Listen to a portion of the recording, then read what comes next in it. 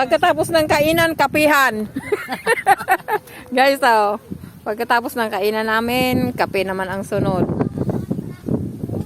Dahil malamig dito. Lamig-lamig. Ayaw ni nanay ng kape? Sabi sa iyo, pagka tayo meron ganyang kaprasong pala, kaprasong kaldero, kaprasong kawali at kaprasong ore. Babae.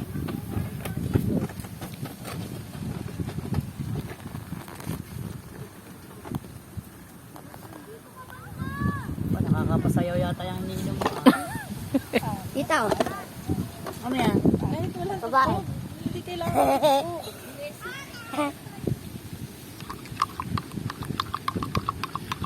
Ano nene? Sayo mo marunong ako dito. 1 minute. Uy, calm down. Tapos